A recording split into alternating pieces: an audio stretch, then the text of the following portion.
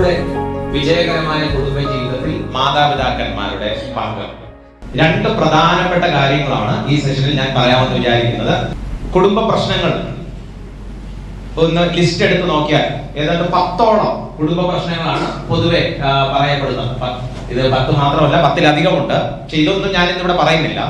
ഈ 10ഓളം കുടുംബ പ്രശ്നങ്ങൾ ഏതെങ്കിലും കുടുംബ ജീവിതത്തിൽ കുട്ടികളെ വളർത്തുന്നതിലുള്ള ആശയക്കുഴപ്പവും, അതുപോലെ തന്നെ സാമ്പത്തികം, ബന്ധങ്ങൾ, സ്നേഹഭാഷയുടെ അറിവില്ലായ്മ, സമയം, ജോലി, അസുഖങ്ങൾ, ആർക്കെങ്കിലും ഒരു അസുഖം വരുന്നത്, അത് ഭാര്യ ഭർത്താക്കന്മാർക്ക് പ്രശ്നം ഉണ്ടാകാനായിട്ട് സാധ്യതയുണ്ട്. വസ്തുക്കൾ, TV, മൊബൈൽ, അങ്ങനെയുള്ള മോഡേൺ ഗഡ്ജറ്റ്സ്, ആശയവിനിമയത്തിലെ പരാജയം, ഫാമിലി കമ്മ്യൂണിക്കേഷൻ എന്ന് പറയാം, അതിലെ പരാജയം, അതുപോലെ തന്നെ ശാരീരിക സൗഹൃദം, ഇത്തരത്തിലുള്ള വിഷയങ്ങൾ പൊതുവെ കുടുംബ ജീവിതത്തെ ഒന്ന് ഉലയ്ക്കാനുള്ള സാധ്യതയുണ്ട്. എന്നാൽ കുടുംബജീവിതങ്ങളെ ഡൈവേഴ്സിന്റെ വക്കിലേക്ക് എത്തിക്കുന്ന രണ്ട് പ്രധാനപ്പെട്ട കാര്യങ്ങളിൽ ഒന്ന് ആണ് ഇന്ന് അല്പസമയം സംസാരിക്കാമെന്ന് വിചാരിക്കുന്നത്. ഏതാണ്ട് 2014-15 കണക്ക് വെച്ച് മഹാരാഷ്ട്ര, മധ്യപ്രദേശ്, കർണാടക, ഹരിയാന, അതിനേക്കാളൊക്കെ വളരെ മുകളിലാണ് കേരളം.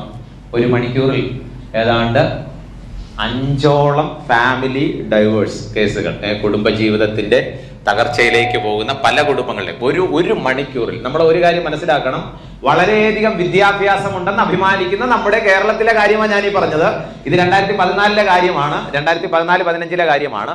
അപ്പൊ ഇങ്ങനെ കുടുംബത്തിന്റെ തകർച്ചയിലേക്ക് കൊണ്ടുപോകുന്ന വിഷയങ്ങളുടെ ഒരു 5 പ്രധാനപ്പെട്ട ലിസ്റ്റ് എടുത്താൽ അതിലേറ്റവും 2 ഏറ്റവും മുന്തി നിൽക്കുന്ന ഒരു കാര്യം ആദ്യം ഞാൻ അല്പസമയം എടുത്ത് പറയും. സമയം ഉണ്ടെങ്കിൽ രണ്ടാമത്തെ കാര്യം കൂടെ പറയും. ഇനി ഡൈവേഴ്സിലേക്ക് പോകുക, അതായത് ഇനിയിപ്പോ നമ്മൾ ഒരുമിച്ച് ജീവിച്ചിട്ട് കാര്യമില്ല, ഇനി ഒരുമിച്ച് ജീവിക്കാൻ പറ്റത്തില്ല എന്നൊരു സാധ്യതയിലേക്ക് കൊണ്ടെത്തിക്കുന്ന ഒരു പ്രധാനപ്പെട്ട കാര്യമുണ്ട്. ഈ കുടുംബ ജീവിതത്തെ കുറിച്ച് പറയുമ്പോൾ നമ്മുടെ വിശ്വാസികളുടെ കുടുംബത്തിൽ പോലും, ആ സെന്റൻസ് നിങ്ങൾക്ക് വായിച്ചാൽ മനസ്സിലാകും, നിയമപരമായിട്ട് പിരിഞ്ഞിട്ടില്ലെങ്കിലും പ്രായോഗികമായി വേർപിരിഞ്ഞ് കഴിയുന്ന അനേകരുണ്ട്. അത് നമ്മൾ സമ്മതിച്ചേ പറ്റത്തുള്ളൂ. ഇടയ്ക്ക് ഒരു സുവിശേഷകൻ തന്നെ എന്നോട് പറഞ്ഞു, സഹോദര ബ്രദറെ, ബൈബിളിലെങ്ങാനും ഒരു വാക്യം ഉണ്ടായിരുന്നെങ്കിൽ. മനസ്സിലായി കാണുമല്ലോ, ബൈബിളിലെങ്ങാനും ഒരു വാക്യം ഉണ്ടായിരുന്നെങ്കിൽ. എന്നിട്ട് അദ്ദേഹം അതിന്റെ കൂടെ ചേർത്ത് പറഞ്ഞു, ഞാൻ ഗ്രീക്കിലും പരിശോധിച്ചു, ഭാഗ്യത്തിനൊരു വാക്യമില്ല. സ്തോത്രം, അങ്ങനെ ഒരു വാക്യം ഇല്ലാത്തത് കൊണ്ട്. അപ്പൊ ഇദ്ദേഹം മാത്രമല്ല, അനേക കുടുംബങ്ങൾ എന്തെങ്കിലും ഒരു പിടിവള്ളി കിട്ടാൻ കാത്തിരിക്കുന്നുണ്ടോ എന്ന് സംശയം തോന്നത്തക്ക രീതിയിൽ വിഷയങ്ങൾ വഷളായിക്കൊണ്ടിരിക്കുകയാണ്. അതിൽ ഏറ്റവും പ്രധാനപ്പെട്ട ഒരു കാര്യമാണ് കുടുംബ ജീവിതത്തെ ബാധിക്കുന്ന മാനസിക പെരുമാറ്റ രോഗങ്ങൾ. അതാണ് ഞാൻ ആദ്യത്തെ സമയമെടുത്ത് പറയാമെന്ന് വിചാരിക്കുന്നത്. കുടുംബ ജീവിതത്തെ സ്വാധീനിക്കുന്ന അല്ലെങ്കിൽ കുടുംബ ജീവിതത്തെ തകർച്ചയിലേക്ക് കൊണ്ടുപോകുന്ന അനേക മാനസിക രോഗങ്ങൾ ഈ ഭാര്യയ്ക്കോ ഭർത്താവിനോ വരാനുള്ള സാധ്യതയുണ്ട്. അങ്ങനെ മാനസിക രോഗങ്ങൾ വരുമ്പോൾ ആ വിഷയത്തിൽ മാതാപിതാക്കന്മാരായിരിക്കുന്ന നാം, അല്ലെങ്കിൽ സഭയിലെ മുതിർന്നവരായിരിക്കുന്ന ചുമതലപ്പെട്ടവരായിരിക്കുന്ന നാം എങ്ങനെയാണ് അത്തരം വിഷയത്തിൽ അവരെ സഹായിക്കേണ്ടത്, അതാണ് ഈ ക്ലാസ്സിൽ ഞാൻ പറയാനായിട്ട് ശ്രമിക്കുന്നത്. 2 വിഷയങ്ങൾ, ആരോഗ്യകരമായ അതിരുകൾ പഠിപ്പിക്കുക, അത് ഞാൻ സമയമുണ്ടെങ്കിൽ രണ്ടാമത് പറഞ്ഞോളാം. ഈ 2 കാര്യങ്ങളാണ് ഞാൻ നേരത്തെ പറഞ്ഞ 5 പ്രധാനപ്പെട്ട വിഷയങ്ങൾ ഡൈവേഴ്സിലേക്ക് പോകുന്ന കുടുംബങ്ങളിൽ എടുത്തു കഴിഞ്ഞാൽ അതിൽ 2 മുഴച്ചു നിൽക്കുന്നത്. ആദ്യത്തത് ഒന്ന് വിവരിക്കാനായിട്ട് ഞാൻ ശ്രമിക്കാം. 2020 നാം നേരിടുന്ന ഏറ്റവും വലിയ ആരോഗ്യ പ്രശ്നം എന്താണെന്ന് അറിയാമോ? 2020 നമ്മുടെ രാജ്യത്ത് ലോകമെമ്പാടും ആളുകൾ നേരിടാൻ പോകുന്ന ഏറ്റവും വലിയ ആരോഗ്യ പ്രശ്നം എന്താണെന്ന് അറിയാമോ? വേൾഡ് ഹെൽത്ത് ഓർഗനൈസേഷൻ പറയുന്നത് മാനസിക ആരോഗ്യ പ്രശ്നമാണ്. മാനസികമായ പ്രശ്നമാണ് കുടുംബങ്ങളെ അല്ലെങ്കിൽ വ്യക്തികൾ നേരിടാൻ പോകുന്ന 2020, ഏതാണ്ട് 2018 പകുതിയായി കഴിഞ്ഞു, അടുത്തോട്ട് വരികയാണ്. 2020 നാം ഒക്കെ നേരിടാൻ പോകുന്ന ഏറ്റവും വലിയ പ്രശ്നം മാനസിക ആരോഗ്യ പ്രശ്നങ്ങളാണ്. കുടുംബജീവിതത്തെ സ്വാധീനിക്കുന്ന അല്ലെങ്കിൽ കുടുംബജീവിതത്തെ തകർച്ചയിലേക്ക് നയിക്കുന്ന ചില മാനസിക രോഗങ്ങളുടെ ചില സിംപ്റ്റംസും ചില മാനസിക രോഗങ്ങളും ഞാൻ ആദ്യം അങ്ങ് പറയാനായിട്ട് ശ്രമിക്കാം. അപ്പൊ എന്തോ ഈ മാനസിക രോഗം എന്ന് പറഞ്ഞാൽ അവിടെ നിന്ന് തുടങ്ങാം. എന്തോ മാനസിക രോഗം എന്ന് പറഞ്ഞാൽ ആദ്യം മനസ്സെന്താണെന്ന് പറയാം, എന്നിട്ടല്ലേ മാനസിക രോഗം. എന്തോ മനസ്സ്? നിങ്ങളുടെ ഇരിപ്പ് കണ്ടാത്തൊന്നും മനസ്സില്ലാത്തവരാണെന്ന്. എന്തോ മനസ്സെന്ന് പറഞ്ഞാൽ, ഈ മനസ്സ് എവിടെയാണ് ഇരിക്കുന്നതെന്ന് പറഞ്ഞാൽ മനസ്സെന്താണെന്ന് കണ്ടുപിടിക്കാൻ എളുപ്പമായിരിക്കും. എവിടെയാ മനസ്സിരിക്കുന്നത്? ബ്ലഡിലാണോ, കിഡ്നിയിലാണോ, വയറ്റിലാണോ, ഹൃദയത്തിലാണോ? മനസ്സെന്താണ് എന്ന് ചോദിച്ചാൽ പൊതുവെ പറയുന്ന മനസ്സെന്താണെന്ന് പറഞ്ഞാൽ വികാരങ്ങൾ, ചിന്തകൾ, ഭാവിയെക്കുറിച്ചുള്ള പ്ലാനിങ്, ഓർമ്മകൾ, ബുദ്ധി എന്ന് പറഞ്ഞാൽ യുക്തിസഹമായി ചിന്തിക്കാനുള്ള കഴിവ്, ബോധം, കാഴ്ചപ്പാട്. ഇതൊക്കെ ഫങ്ഷൻ ചെയ്യുന്നത് എവിടെയാണോ അവിടെയാണ് മനസ്സ്. അപ്പൊ ഇനി പറഞ്ഞ എവിടാ മനസ്സ്? എവിടാണ്? Very good. മനസ്സിരിക്കുന്നത് തലച്ചോറിലാണ്. ഈ മാനസാന്തരം എന്ന് പറഞ്ഞാൽ മനസ്സിന് മാറ്റമുണ്ടാകുക എന്ന് പറഞ്ഞാൽ അതിന്റെ അർത്ഥം ഇത് തന്നെയാണ്. വികാരങ്ങൾക്ക് മാറ്റം ഉണ്ടാകുക, ചിന്തകൾക്ക് മാറ്റം ഉണ്ടാകുക, ഭാവിയെക്കുറിച്ചുള്ള പ്ലാനിങ്ങിന് മാറ്റം ഉണ്ടാകുക, ഓർമ്മ, ബുദ്ധിശക്തി, യുക്തിസഹമായി ചിന്തിക്കാനുള്ള കഴിവ്. അവിശ്വാസികൾക്ക് ഇതെല്ലാം ചിട്ടയായ രീതിയിലുണ്ട്. പക്ഷെ വിശ്വാസികളായിരിക്കുന്ന നാം മാനസാന്തരപ്പെടുമ്പോൾ നമ്മുടെ ജീവിതത്തിൽ ഇതിന്റെ ദിശകളെല്ലാം മാറ്റം ഉണ്ടാവും. മാനസാന്തരപ്പെടുക, അതായത് മനസ്സ് എന്ന് പറഞ്ഞാൽ നമ്മുടെ ബ്രെയിനിന്റെ ഫംഗ്ഷൻ ആണ്. അപ്പൊ അങ്ങനെയാണെങ്കിൽ അങ്ങനെയാണെങ്കിൽ മാനസിക രോഗം എന്ന് പറഞ്ഞാൽ എന്തായിരിക്കും? വികാരങ്ങൾ ശരിയായ രീതിയിൽ പ്രകടിപ്പിക്കാൻ പറ്റാതിരിക്കുക. ഇനി ചിന്തകൾ, ഭാവിയെക്കുറിച്ചുള്ള പ്ലാനിങ്, ഓർമ്മകൾ, ഇതിനെയൊക്കെ ബാധിക്കുന്ന പ്രശ്നം. അപ്പൊ മാനസിക രോഗം എന്ന് പറഞ്ഞാൽ ഇങ്ങനെ പറയാം, ഒരു വികാരം, ഒരു പെരുമാറ്റം, ഇവയുടെ പ്രകടനം മൂലം ഒരു വ്യക്തിയുടെ സാമൂഹിക ജീവിതത്തെയോ തൊഴിലിനെയോ ബാധിക്കുന്ന രീതിയിൽ ആ വ്യക്തി എത്തിച്ചേർന്നാൽ അദ്ദേഹത്തിന് മാനസിക രോഗം ഉണ്ടെന്നാണ് അർത്ഥം. ഒന്നുകൂടെ പറയാം, നിങ്ങളുടെ ജീവിത രീതികളിൽ, ജീവിത പങ്കാളിയോടുള്ള ബന്ധത്തിൽ, അല്ലെങ്കിൽ നമ്മുടെ മക്കളുടെ കാര്യം എടുക്കാം, ഒരു വ്യക്തിയുടെ ജീവിത രീതിയോ പെരുമാറ്റമോ മറ്റൊരാൾക്ക് ഉപദ്രവം ഉണ്ടാകുന്ന രീതിയിലായി തീർന്നാൽ അയാൾ മാനസിക രോഗത്തിന്റെ പടിയിൽ കയറി കഴിഞ്ഞു എന്നർത്ഥം. ഒരു കല്യാണ വീട്ടിൽ പോകുമ്പോൾ എല്ലാവരും സന്തോഷിക്കും, പക്ഷെ മരണ വീട്ടിൽ പോകുമ്പോൾ എല്ലാവരും എന്ത് ചെയ്യും?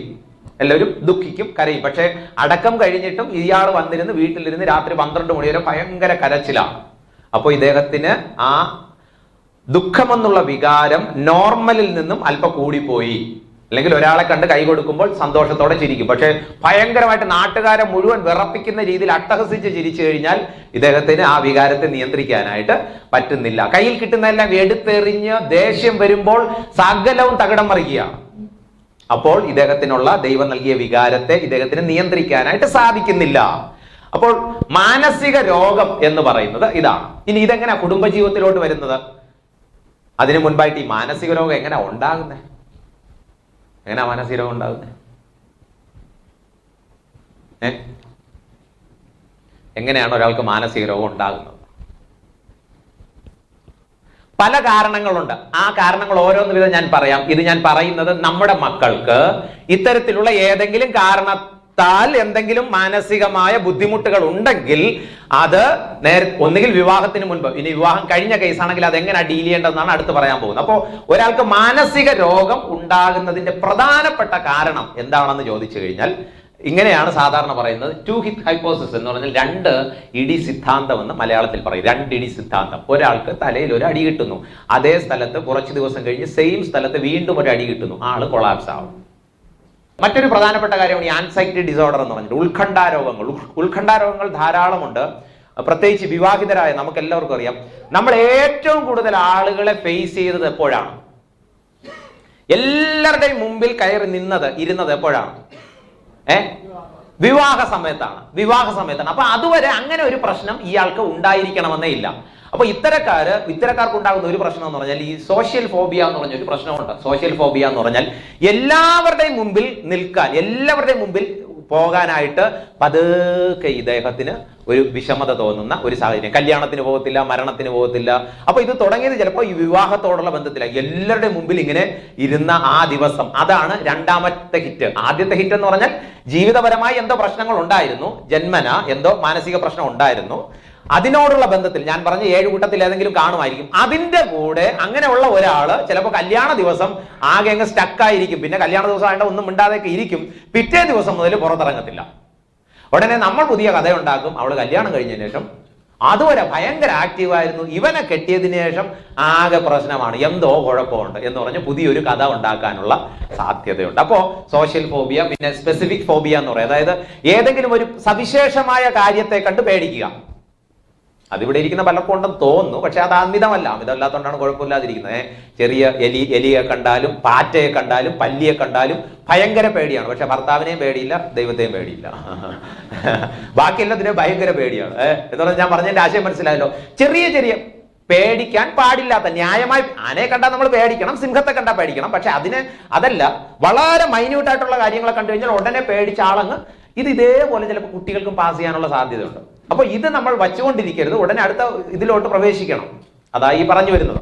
അതുപോലെ തന്നെ മറ്റൊന്ന് ഒബ്സസീവ് കമ്പൽസീവ് ഡിസോർഡർ. ഇതൊരു സ്വാഭാവികമായി ഉണ്ടാകുന്ന ഒരു കാര്യമാണ്. ഒബ്സസീവ് കമ്പൽസീവ് ഡിസോർഡർ എന്ന് പറഞ്ഞാൽ OCD എന്ന് പറയും. അതായത് ഒരു കാര്യം ശരിയാണോ എന്ന് പലവട്ടം ചെക്ക് ചെയ്യുക, ശരിയാക്കാനായിട്ട് പലവട്ടം അതിന്റെ ഉപാധി കണ്ടെത്തുക. ഉദാഹരണത്തിന് കയ്യിൽ പൊടിയുണ്ടോ എന്ന് പലവട്ടം നോക്കുക, എല്ലാ പ്രാവശ്യവും പോയി കഴുകുക. ഒരു ദിവസം അല്ലെങ്കിൽ ഒരു മണിക്കൂറിനിടയ്ക്ക് 5 പ്രാവശ്യം കഴുകുക. ചില സഹോദരിമാര് വീട്ടിൽ ഗ്യാസ് ഓഫ് ചെയ്തിട്ട് ഞാൻ കല്യാണത്തിന് പോകും, കല്യാണത്തിന് പോയി അവിടെ പോയി പാട്ട് തുടങ്ങുമ്പോഴാണ് ഉടനെ ഓർക്കുന്നത് ഗ്യാസ് ഓഫ് ചെയ്തോ എന്തോ. ഉടനെ തന്നെ വണ്ടി പിടിച്ച് തിരിച്ചു വന്ന് ഗ്യാസ് റെഗുലേറ്റർ ഓഫ് ചെയ്തിരിക്കും, എന്നാലും അത് ഓൺ ചെയ്തിട്ട് ഒന്നുകൂടെ ഓഫ് ചെയ്ത് തിരിച്ചവിടെ എത്തി ഭക്ഷണം, അപ്പോഴത്തേക്കും ഭക്ഷണത്തിന്റെ സമയമാവും. ഭക്ഷണം കഴിച്ചോണ്ടിരിക്കുമ്പോഴാണ് ചിന്തിക്കുന്നത് രണ്ടാമത് തുറന്നപ്പോ ഓഫ് ചെയ്തോ കേട്ടോ. ആകെ കൂടെ അങ്കലാപ്പായി. ചില ഭർത്താക്കന്മാർക്കും ഇതുണ്ട്, രാത്രി ഉറങ്ങി കിടക്കുമ്പോഴായിരിക്കും ഭാര്യയെ തട്ടി എഴുന്നേപ്പിച്ചിട്ട് ഫ്രണ്ടിലത്തെ കഥ അടച്ചോ, അച്ഛാ ഞാൻ അടച്ചു. അടച്ചില്ല, ഞാൻ പോയി അടച്ചിട്ട് വരാമെന്ന് പറഞ്ഞ് പാവം എഴുന്നേറ്റ് പോയി അടച്ചിട്ടിരിക്കുന്ന ആ കുറ്റി വീണ്ടും തുറന്ന് അടച്ചിട്ട് വന്ന് കിടക്കും. അത് രാവിലെ വരെ തുറക്കട അടയ്ക്കട, ഇതായിരിക്കും പരിപാടി. ഇതാണ് OCD എന്ന് പറയുന്നത്. ഇതും സ്വാഭാവികമായി കുടുംബ ജീവിതത്തെ ഇട്ടലയ്ക്കാനുള്ള പ്രശ്നങ്ങൾ ഉണ്ട്. അമിതമായ അടുക്കും ചിട്ടയും, ഇത് ഒബ്സഷൻ ഓഫ് സിമട്രി എന്ന് പറയും. ഇത് ഇത്രയേ ഉള്ളൂ സംഭവം.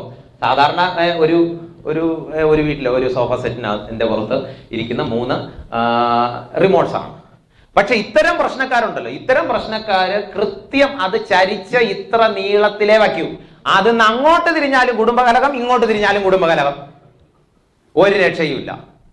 ചില സഹോദരിമാർക്ക് ഈ പ്രശ്നമുണ്ട്. ഭക്ഷണം വിളമ്പുമ്പോൾ അതിന്റെ സാമ്പാറിന്റെ അടുക്കലേക്ക് അവിയൽ തൊട്ടാൽ അന്ന് വഴക്കാണ്.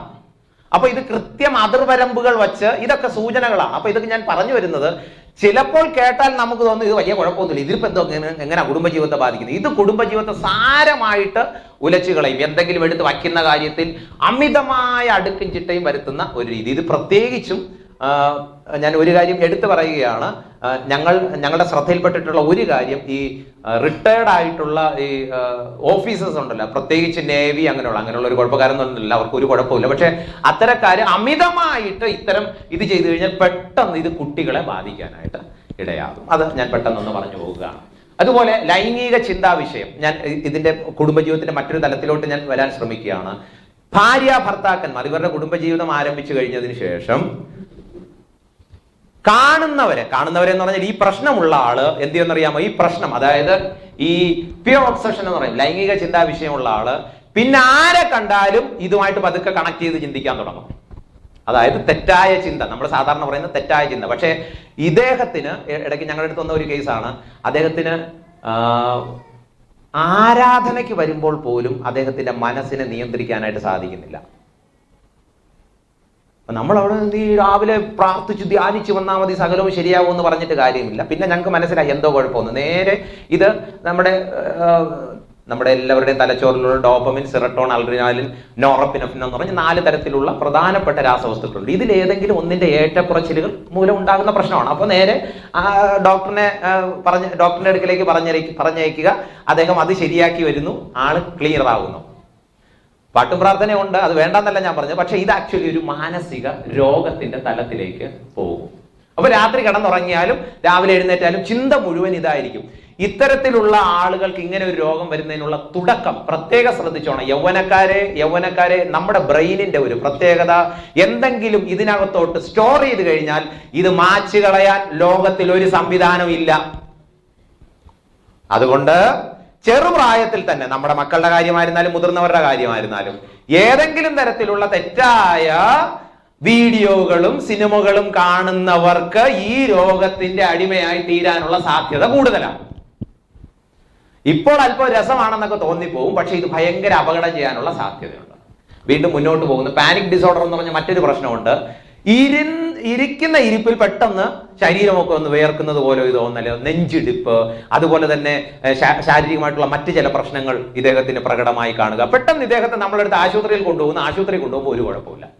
ഡോക്ടർ പരിശോധിച്ച് നോക്കുമ്പോൾ ഒരു പ്രശ്നമില്ല. അപ്പോൾ ഭർത്താവ് പറയും, ഇത് നീ എന്നെ മനഃപൂർവ്വം ജോലി സ്ഥലത്ത് നിന്ന് ഇങ്ങോട്ട് തിരിച്ചു വിളിക്കാനുള്ള സൂത്രമായിരുന്നു. അപ്പൊ ഇവര് തമ്മിൽ പതുക്കെ, അപ്പോൾ ഭാര്യയ്ക്ക് ഇടയ്ക്ക് ഒരു പ്രയാസം പോലെ തോന്നിയുണ്ട്. പുള്ളിക്കാരി ഉടനെ തന്നെ അച്ഛനെ വിളിച്ചു, അച്ഛാ എനിക്ക് നെഞ്ചുവേദന എടുക്കുന്നു, പെട്ടെന്ന് ഓടി വരണം. ഉടനെ തന്നെ അദ്ദേഹം ജോലി സ്ഥലത്ത് നിന്ന് ഓടി വരുന്നു, ഇദ്ദേഹത്തെ കൊണ്ട് ആശുപത്രി പോകുന്നു. ഡോക്ടർ പറയുന്നു അത് ഒരു കുഴപ്പമില്ലല്ലോ നിങ്ങളുടെ ഭാര്യയ്ക്ക്. അപ്പൊ എന്താ യഥാർത്ഥ പ്രശ്നം എന്ന് മനസ്സിലാക്കാതെ ഇവർ തമ്മിലുള്ള ആശയക്കുഴപ്പത്തിലോട്ട് പോകാനുള്ള സാധ്യതയുണ്ട്. വെറുതെ ഇരിക്കുന്ന സമയങ്ങളിൽ ശക്തമായ നെഞ്ചുവേദന, ശ്വാസം മുട്ടല്, അമിതമായ വിയർപ്പ്, നെഞ്ചിടിപ്പ്, കണ്ണിൽ ഇരുട്ട് കയറുക, ഞാൻ ഇപ്പൊ തന്നെ മരിച്ചു പോകുമെന്ന് ചിന്തിക്കുക. അപ്പൊ അങ്ങനെ ഒരാൾക്ക് ഒരു പ്രശ്നം വന്നാൽ നീ ഇരുന്ന് പ്രാർത്ഥിച്ചാൽ മതി, രക്ഷിക്കപ്പെട്ടാണല്ലോ, കുഴപ്പമൊന്നുമില്ല, ഇരുന്ന് പ്രാർത്ഥിച്ചാൽ മതി, എല്ലാം ശരിയായിക്കോളും എന്ന് പറയരുത്. ഇത് ഡോപ്പമിന്റെ, അൾഡ്രിനാലിന്റെ, നോറോപ്പിനെഫ്രിന്റെ ഒക്കെ പ്രശ്നമാണ്. അതിനകത്ത് പ്രാർത്ഥന വേണ്ടെന്നല്ല ഞാൻ പറഞ്ഞത്, പ്രാർത്ഥന വേണം. അതിന്റെ കൂടെ ചികിത്സ എന്നുള്ള ഒരു സംവിധാനമുണ്ട്. ഇനി മറ്റൊരു ഇതെന്നുള്ളത് കുടുംബജീവിതത്തിലെ അതായത് ഭാര്യയോ ഭർത്താവിനോ നേരിടാൻ സാധ്യതയുള്ള ഒരു പ്രശ്നമാണ് സ്കിസോഫീനിയ എന്ന് പറഞ്ഞിട്ട്, മനോവിഘടനം എന്ന് പറഞ്ഞ്. ഇതിന്റെ വിശദമായ കാര്യത്തിലോട്ട് ഞാൻ കടന്നു പോകാനായിട്ട് താല്പര്യപ്പെടുന്നില്ല. അത് വലിയൊരു വിഷയം തന്നെയാണ്. എന്ന് പറഞ്ഞാൽ ഇതാണ് നമ്മൾ ഈ വഴിയിലൂടെയൊക്കെ നടന്നു പോകുമ്പോൾ ആളുകൾ ഇങ്ങനെ സംസാരിച്ചിട്ട് പോകണയൊക്കെ നമ്മൾ കാണും. ഇതിനെയാണ് നമ്മൾ സാധാരണ എന്താ പറയുന്നത്, എന്ന് പറഞ്ഞേ, വട്ട്. Very good.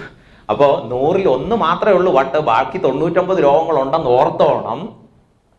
അപ്പോ ഈ മനോവിഘടനം എന്ന് പറഞ്ഞാൽ മിഥ്യാവിശ്വാസം, ഡെല്യൂഷൻ എന്ന് പറയും, അതുപോലെ തന്നെ ഹാലൂസിനേഷൻ എന്ന് പറയുന്ന 2 തരം പ്രശ്നങ്ങൾ. അടിയുറച്ച കാര്യങ്ങൾ ശരിയെന്ന് അങ്ങ് വിശ്വസിക്കുക. ഇവിടെ നിൽക്കുന്ന ഞാൻ എൻ്റെ ഇടത് കൈ ഇങ്ങനെ കുടഞ്ഞു കഴിഞ്ഞാൽ ആ ഭാഗത്തിരിക്കുന്ന ആ ബോക്സ് താഴെ വീഴുമെന്ന് ഇദ്ദേഹം അടിയുറച്ചങ്ങ് വിശ്വസിക്കുന്നു. എന്റെ വലതു ഭാഗത്തെ കൈ കുടഞ്ഞു കഴിഞ്ഞാൽ ഈ ഭാഗത്തുള്ളവരെല്ലാം ഇപ്പോൾ വീണു പോകുമെന്ന് ഞാനങ്ങ് വിശ്വസിക്കുക. അപ്പോൾ ഇതാണ് തെറ്റായ മിഥ്യാവിശ്വാസം. മിഥ്യ അനുഭവം എന്ന് പറഞ്ഞാൽ, ഹാലൂസിനേഷൻ എന്ന് പറഞ്ഞാൽ ഉറങ്ങിക്കിടക്കുമ്പോൾ പാമ്പ് കാലിൽ കൂടെ ഇഴഞ്ഞു കയറുന്നതായിട്ട് തോന്നുന്നു, ആകെ കൂടെ പ്രശ്നമാകുന്നു. അപ്പോ ഉടനെ ചിന്തിക്കുന്നത് എന്തെന്നറിയാമോ, അതിന്ന് രാത്രി പ്രാർത്ഥിക്കാതെ കിടന്നുകൊണ്ടായിരിക്കും, പിശാച് കയറിയതാണെന്ന് ചിന്തിക്കും. പ്രത്യേകിച്ച് ഈ മാനസിക രോഗവും ഭൂതബാധയും തമ്മിൽ വല്ലാതെ നമ്മളങ്ങ് കുഴച്ചു കളഞ്ഞിട്ട്, മാനസിക പ്രശ്നമുള്ള ആളെ 49 ദിവസം കൊണ്ട് ഉപവസിച്ച് ഭൂതബാധയാണെന്ന് പറഞ്ഞ് തലയ്ക്ക് ഓൾറെഡി 1 അടി കിട്ടി, അതിന്റെ കൂടെ 2-3 അടിയും കൊടുത്ത് പ്രാർത്ഥിക്കുമ്പോൾ ആള് പൂർണ്ണ മാനസിക രോഗിയായി തീർന്നിരിക്കും. അപ്പൊ പ്രാർത്ഥിക്കേണ്ടതല്ല ഞാൻ പറയുന്നത്, എത്രയും പെട്ടെന്ന് ആളെ നമ്മൾ എത്തിക്കേണ്ടടുത്ത് എത്തിക്കുക. പ്രാർത്ഥന അതിന്റെ കൂടെ ആവശ്യമാണ്. ഈ പ്രാർത്ഥനയും അതായത് ഈ മാനസിക രോഗവും ഭൂതബാധയും തമ്മിൽ തിരിച്ചറിയാത്തത് കൊണ്ട് എന്ത് വന്നാലും ഉടനെ പറയും ഇത് ഭൂതബാധയാണ്, ഇത് പിശാച് കയറിയതാണ് എന്ന് പറഞ്ഞ് ആകെ കൂടെ അങ്ങ് പ്രശ്നത്തിലോട്ട് കൊണ്ടുപോകും.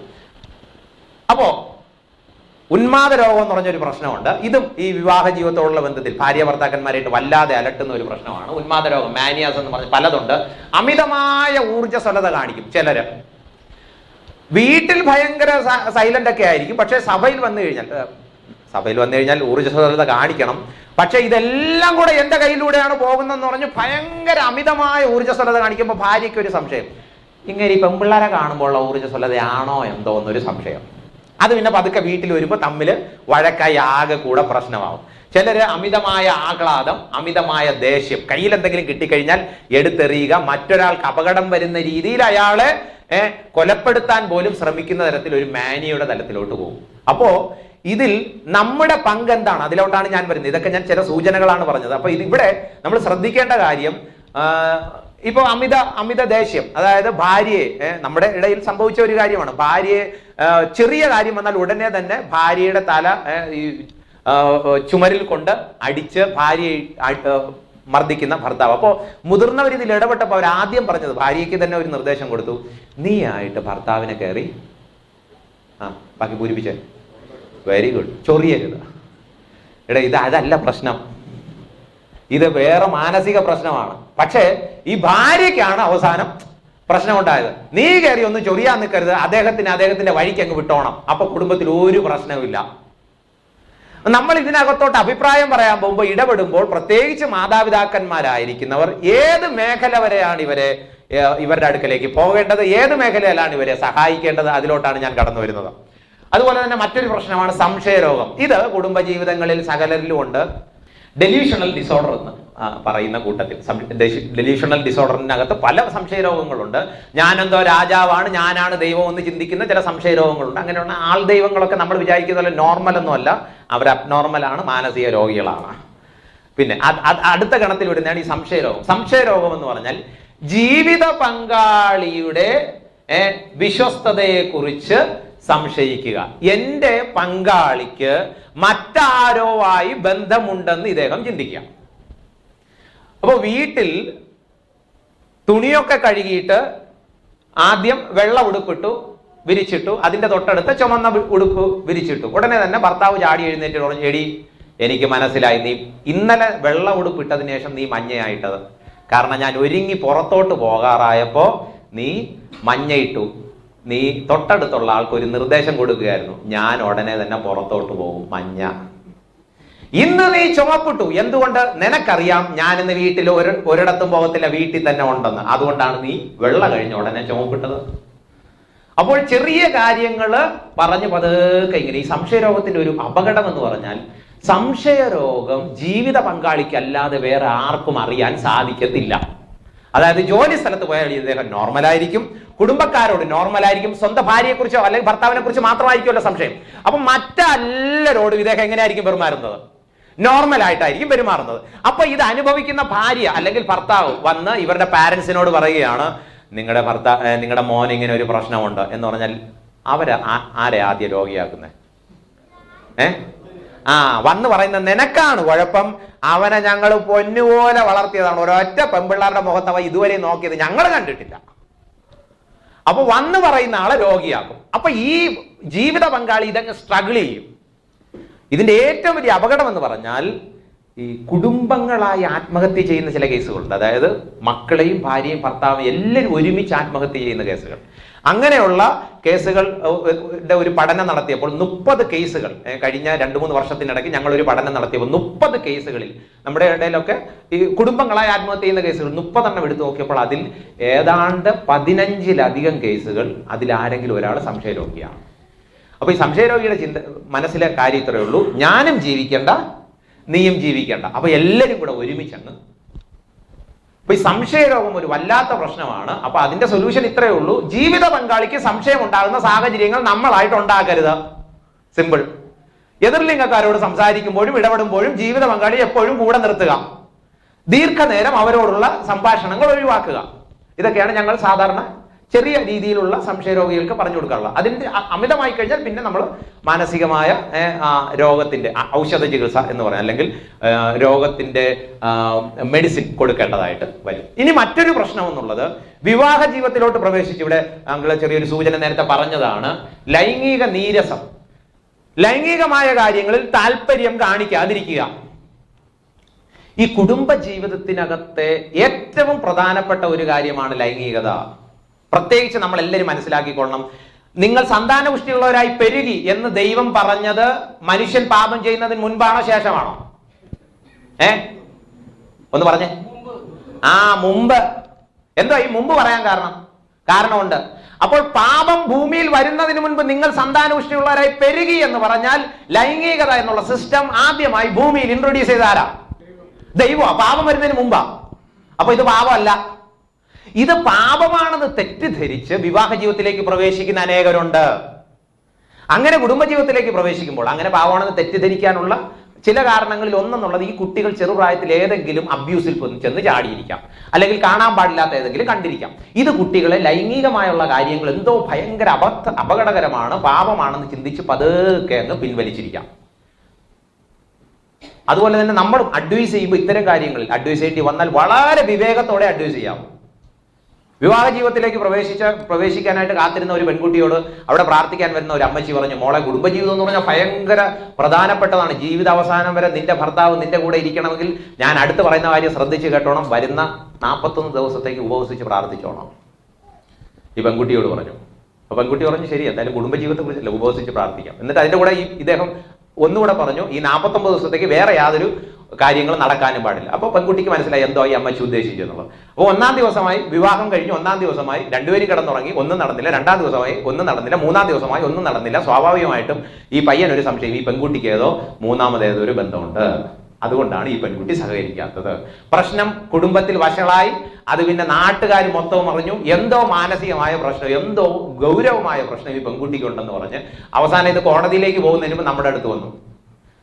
നോക്കി വന്നപ്പോൾ പ്രശ്നം എന്താണെന്ന് പറയാം, അവിടെ പ്രാർത്ഥിക്കാൻ പോയ ഒരു അമ്മച്ചി പറഞ്ഞു കൊടുത്ത ഒരു ചെറിയ അഡ്വൈസ്, 41 ദിവസം ഉപവസിച്ച് പ്രാർത്ഥിച്ചോണം. അപ്പൊ ഞാൻ ഈ പറഞ്ഞു വരുന്നത്, തെറ്റിദ്ധാരണകൾ കാരണം നമ്മുടെ പലരുടെയും കുഞ്ഞുങ്ങളുടെയോ കുടുംബജീവിതത്തെയോ സാരമായി അവരുടെ കുടുംബജീവിതത്തെ ബാധിക്കാനുള്ള സാധ്യതയുണ്ട്. അതുകൊണ്ട് ഇത് ഒന്ന് ശ്രദ്ധിച്ചിരിക്കുന്നത് നല്ലതാണ്. മറ്റൊരു പ്രധാനപ്പെട്ട പ്രശ്നം, ഇന്നത്തെ കാലത്ത് ഏറ്റവും കൂടുതൽ പുതിയ കുടുംബങ്ങൾ നേരിടുന്ന ഒരു പ്രശ്നമാണ് നീലചിത്രങ്ങൾക്ക് അടിമകളായിരിക്കുന്ന കുട്ടികൾ.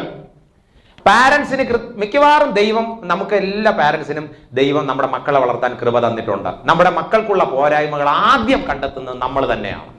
നിങ്ങളത് മറച്ചു വെക്കരുത്. മറച്ചു വെക്കരുതെന്ന് പറഞ്ഞാൽ നാട്ടുകാരെ മുഴുവൻ അറിയിക്കണമെന്നല്ല. നിങ്ങളുടെ മക്കൾ ആരെങ്കിലും നീലചിത്രങ്ങൾക്ക് അടിമകളാണെങ്കിൽ ദൈവം നിങ്ങളുടെ കണ്ണിന്റെ മുമ്പിൽ അതിന്റെ സൂചന കാണിച്ചു തരും. അപ്പോൾ നമ്മൾ ആദ്യം ചിന്തിക്കുന്നത് എന്താണെന്നറിയാമോ? ഇവനെ കല്യാണം കഴിപ്പിച്ചാൽ ബാക്കി പറഞ്ഞേ ഇവൻ ശരിയാകുമെന്ന്. എടാ, ഇതിൽ ഡോക്ടറേറ്റ് എടുത്തിരിക്കുന്നവനെ കല്യാണം കഴിപ്പിച്ചാൽ അവന് ലൈസൻസ് കിട്ടിയെന്ന അതിന്റെ അർത്ഥം. കൂടുതൽ മോശകരമായ ജീവൻ നയിക്കാൻ. നീലചിത്രങ്ങൾ വരുത്തി വെക്കുന്ന അപകടങ്ങൾ ചെറുതല്ല. ഇത്രയേ ഉള്ളൂ.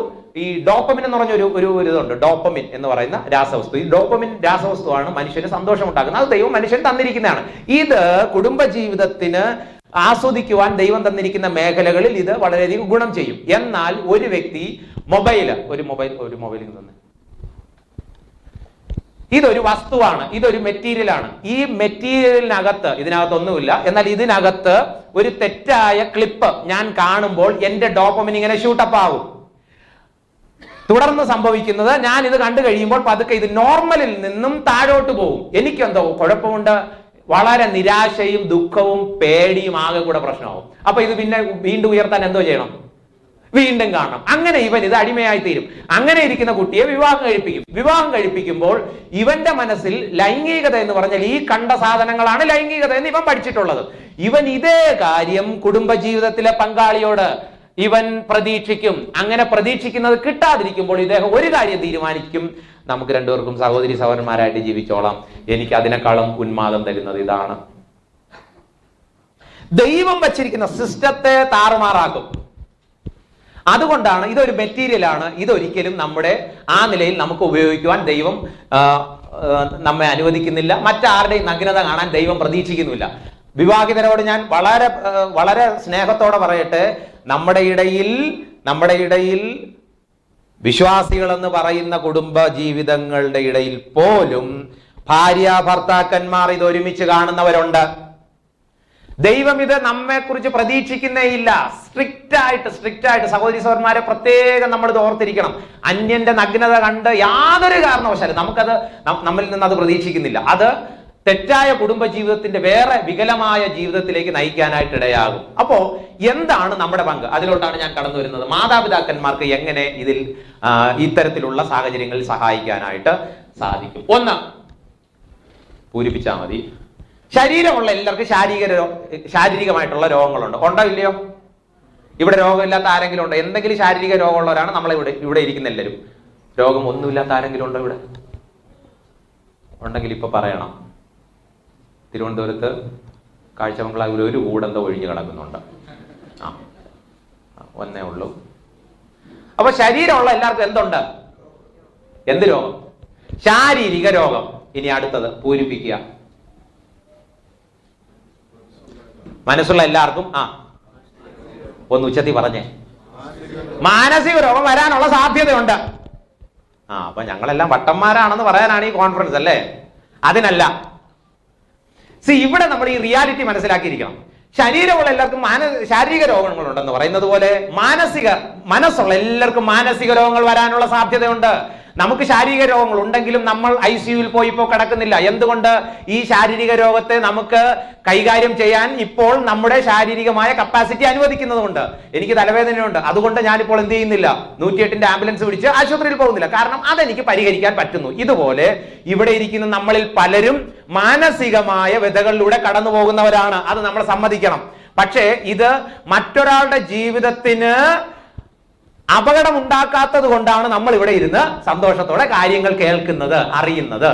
എന്നാൽ ഇത് മറ്റൊരാളുടെ ജീവിതത്തിന് അപകടമാകുമ്പോൾ അല്ലെങ്കിൽ ജീവിത പങ്കാളിക്ക് പ്രശ്നം ഉണ്ടാക്കുമ്പോൾ നമ്മൾ എന്താണ് ചെയ്യേണ്ടത്? അടുത്ത നടപടിയിലോട്ട് പ്രവേശിക്കേണ്ടി വരും. അപ്പൊ ഒന്ന്, മാനസിക രോഗങ്ങളുണ്ട്. കുടുംബജീവിതത്തിലെ മാനസിക രോഗത്തെ കുറിച്ചുള്ള ധാരാളം തെറ്റിദ്ധാരണകൾ നമ്മുടെ ഇടയിലുണ്ട്. അത് ചിലത് നേരത്തെ അങ്കിൾ പറഞ്ഞത് കൊണ്ട് ഞാനത് പെട്ടെന്ന് അങ്ങ് പറഞ്ഞു പോകട്ടെ. ഒന്ന്, വിവാഹത്തോടുകൂടെ ഇത് പരിഹരിക്കപ്പെടുമെന്നുള്ളതാണ്. അത് ലോക മണ്ടത്തരമാണ്. ഞാൻ നേരത്തെ പറഞ്ഞതുപോലെ ജന്മനാ ഉള്ള പ്രശ്നങ്ങളോടുകൂടെ ജീവിത സമ്മർദ്ദം കൂടെ വരുമ്പോൾ പ്രശ്നം കൂടുമോ കുറയോ? പ്രശ്നം കൂടും. കാരണം കുടുംബജീവിതം എന്ന് പറയുന്നത് തന്നെ സങ്കീർണമായ ജീവിതമാണ്. അതുകൂടെ ഇദ്ദേഹത്തിന്റെ തലയിൽ കയറുമ്പോൾ പ്രശ്നം കൂടത്തേ ഉള്ളൂ. മറ്റൊരു തെറ്റിദ്ധാരണ, വിവാഹം കഴിച്ചതിന് ശേഷം വന്നതിനാൽ ഇത് പങ്കാളിയുടെ കുഴപ്പമാണ്. എനിക്ക് എന്റെ തലമുടിയിൽ ഈ ഇത്രയും ഭാഗം കല്യാണത്തിന് മുമ്പ് വെളുത്തതാണ്, പക്ഷെ ഇവിടെ പലയിടത്തും കല്യാണത്തിന് ശേഷം വെളുത്തതാണ്. ആരാ കാരണക്കാരി? ഒന്ന് പറഞ്ഞേ. അപ്പൊ എന്റെ ഭാര്യ, വെരി ഗുഡ്, ഒരു ഓസ്കർ അവാർഡ് തരുന്നുണ്ട്. അപ്പൊ എന്റെ വീട്ടുകാർ പറയാണ്, കണ്ടില്ലേ, അവൻ ഇവിടെ മാത്രമേ നരച്ചിരുന്നുള്ളൂ, കല്യാണത്തിന് ശേഷം അവന്റെ തലമുടി പലയിടത്തും നടച്ചു, കാരണം നീയാണ്. ഇവിടെ കല്യാണത്തിന് ശേഷം നമുക്ക് തലവേദന വരാറുണ്ട്, ഉണ്ടോ ഇല്ലയോ? അതിനാരാ കാരണക്കാരി? ഭാര്യയാണോ? കല്യാണം കഴിച്ച് കുറച്ച് ദിവസം കഴിഞ്ഞപ്പോൾ സ്കൂട്ടർ ഇടിച്ചു, നമ്മുടെ കാലൊന്ന് പൊട്ടിപ്പോയി, ആരാ കാരണക്കാരി? ഭാര്യയാണോ? ഇല്ല. അത് ജീവിത സാഹചര്യങ്ങളിൽ കടന്നു വരുന്ന മേഖലയിൽ ചിലപ്പോൾ എന്തെങ്കിലുമൊക്കെ സംഭവിച്ചു പോകും. ഇതിനെല്ലാം പങ്കാളിയെ കുറ്റം പറയരുത്, ഒരു കാരണവശാലും. അപ്പോൾ സഹായിക്കേണ്ട നമ്മൾ ഒരിക്കലും എക്കോ ബിക്കോ ഇതിൽ ആർക്കെങ്കിലും ഒരാൾക്ക് പ്രശ്നം ഉണ്ടായാൽ ആദ്യം സൈഡ് ചേർന്ന് നിൽക്കരുത്. നമ്മുടെ ജോലി ഇവരെ രണ്ടാക്കുകയല്ല, പിന്നെ ഒരുമിപ്പിക്കുക. അപ്പൊ നമ്മൾ മാറി നിന്നിട്ട് ഇവരെ എങ്ങനെ ഹെൽപ്പ് ചെയ്യാമെന്നാണ് നോക്കേണ്ടത്. അടുത്തത്, പങ്കാളിയെ ശരിയായി നോക്കാത്തതിനാലാണ് ഈ പ്രശ്നം ഉണ്ടാകുന്നതെന്ന് ചിലപ്പോൾ പറയും. കല്യാണം വരെ ഒരു കുഴപ്പമില്ലായിരുന്നു, പക്ഷെ കല്യാണത്തിന് ശേഷമാണ് അവക്കിങ്ങനെ ആകെ മാനസിക രോഗം ഉണ്ടാകും. കാരണം ഇത്രയേ ഉള്ളൂ, അവനാണെങ്കിൽ രാവിലെ ഇറങ്ങിപ്പോയ ഒന്ന് പറഞ്ഞേ, രാത്രി വരത്തുള്ളൂ. എങ്ങനെ അവൾക്കിത് സഹിക്കാൻ പറ്റും? അവൻ തന്നെ കാരണം. അപ്പോൾ എങ്ങനെയെങ്കിലും ഇത് ആരുടെയെങ്കിലും തലയെ കൊണ്ടുവയ്ക്കാൻ ശ്രമിക്കും, മിക്കവാറും ജീവിത പങ്കാളിയെ. അപ്പൊ ശ്രദ്ധിച്ചോണം, ഒരാൾ വീഴാൻ പോവുകയാണ്. ഈ ജീവിത പങ്കാളി, അതായത് എന്റെ ഭാര്യ, എനിക്കിപ്പോ അസുഖം വരികയാണ്, അപ്പൊ നിങ്ങൾ എന്റെ ഭാര്യയോട് എന്തോ പറയേണ്ടത്? ഭാര്യ, നീ എന്നെ കുഴപ്പക്കാരി എന്നാ പറയാ? അല്ല, അങ്ങനെയല്ല പറയണ്ട. അതിന് പകരം നേരെ തിരിച്ച് എന്റെ ഭാര്യയോട് പറയണം, കുഴപ്പമില്ല, ഞങ്ങൾ കൂടെ ഉണ്ട്, എങ്ങനെയെങ്കിലും ഇയാളെ ഒന്ന് ഹെൽപ്പ് ചെയ്യാം എന്ന് വേണം പറയാൻ.